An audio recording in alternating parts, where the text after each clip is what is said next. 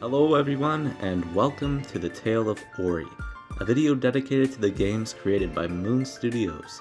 The previous tales I told you were about Monkey Quest, an underappreciated 2D platformer MMO created by Nickelodeon, with the second tale being on the infamous Flash game known as Run, a trilogy of Flash platformers created by one person called Player 07. It seems there's an ongoing pattern with these tales, each being platformer after platformer. Maybe this will end with the next tale. But let's not get too far into things when I haven't even started with the third episode. Here be the tale of Ori.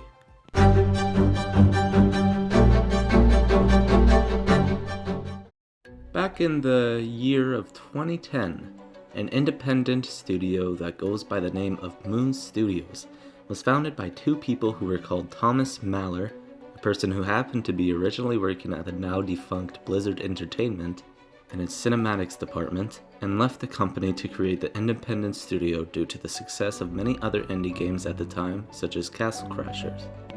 The other person was Gennady Coral, who was originally a senior graphics engineer at Animation Labs. Anyways, this studio was set to create some of the most memorable and best side platformer games of the decade, of which were Ori and the Blind Forest, released in 2015, as well as Ori and the Will of the Wisp, released in 2020 and a direct sequel to the first original hit.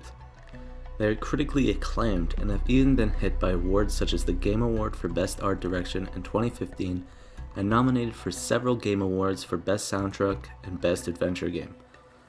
The company was explained to be a more virtual studio, broadening its employee force globally and not having a single office, one of the first studios to do this.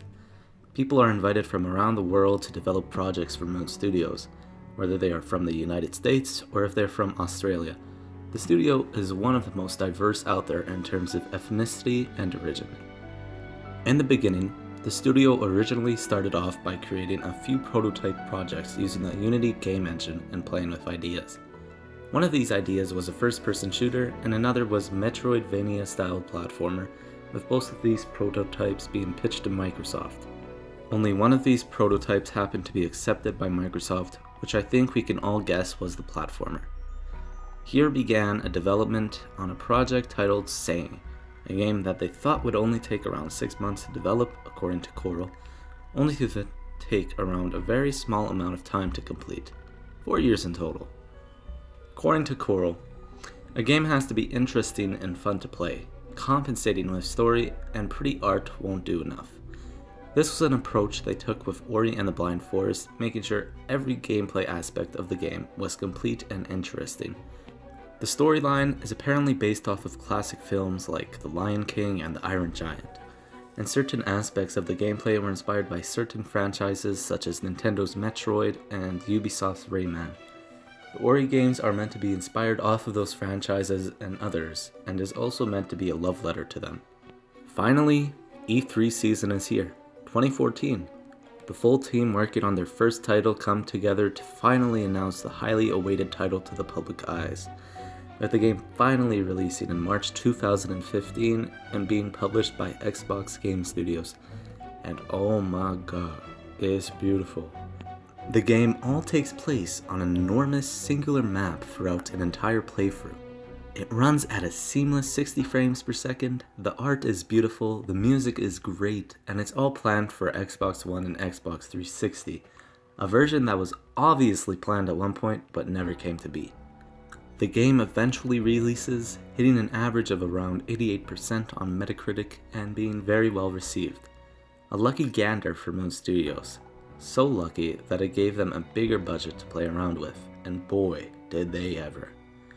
However, before I get on to the part where they start working on a new game that I possibly couldn't have stated the name of before, in Gamescom 2015, an announcement was released revealing that a definitive edition expansion would be releasing in the following year of 2016. The expansion added new areas and new mechanics, with the most notable new additions being difficulty modes, and it would be completely free if you already had owned the original game. And now, ad break. I see you were expecting a normal sponsorship ad. Well, you're wrong. What I'm really advertising is the channel you are currently watching, and my multi-purpose second channel, which archives certain things from my videos.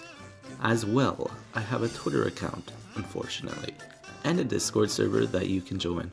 All of these can be found on my channel page, as well as the description below. What will I do if you don't? That's my little secret. Anyways, back to the scheduled programming.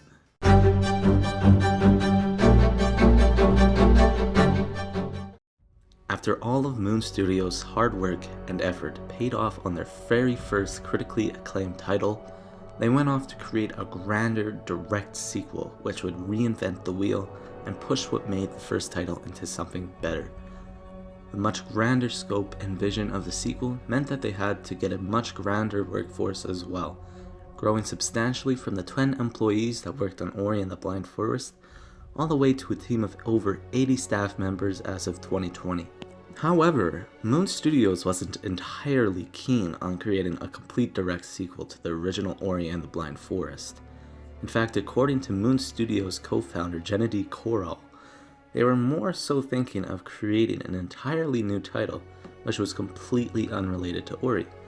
The initial pitch for the sequel to Microsoft was that in order to create a sequel to the original title, they had to grab everything that made the original masterpiece and push it forward in every way they possibly could.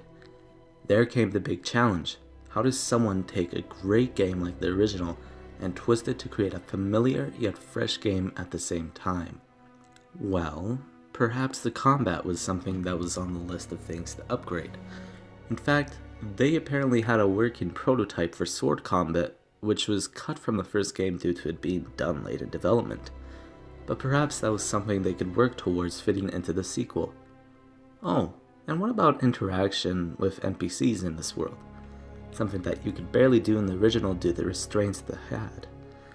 Perhaps creating a brand new shining cast of characters for the sequel that have stories and interactions to back them up. It's very apparent that the sequel is meant to be a completely upgraded version of the original game, giving it a fresh feeling.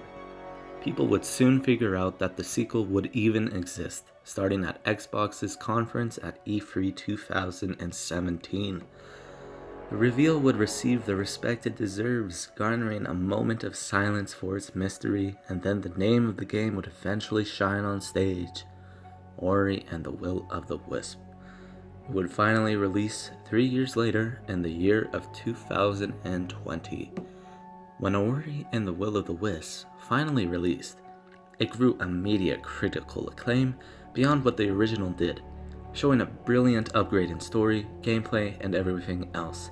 And despite having a few issues that were patched out fairly quickly, it did exactly what Moon Studios set out to do, aka reinventing the wheel to feel new yet similar.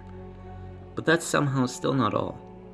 On July 28, 2020, it was revealed that Ori and the Will of the Wisps would be receiving a free patch for Xbox Series X, making it run at a silky smooth 120 frames per second and 4K resolution, being an absolute optimization beast for the console. And yet again, that's still somehow not all of it. On September 17, 2020, it was revealed that it would also be coming to the Nintendo Switch, something Moon Studios initially thought was a completely impossible thing to do. However, they somehow managed to pull through anyways, with the game running at 60 frames per second at the utmost maximum resolution possible with the Switch, which is 720p in handheld and 900p in docked. It's true to say that it is an optimization feat for the Switch and even the Xbox. And that's how the tale ends. For now, Moon Studios has been hard at work developing a completely new game assumedly since 2020, and they've also said a third Ori game isn't completely off the table, even if it would require some talk and would be very unlikely to happen anytime soon. However, like the previous ones, all tales come to an end eventually.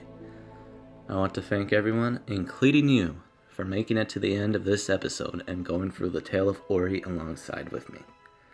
Anyways, that's about it. See ya.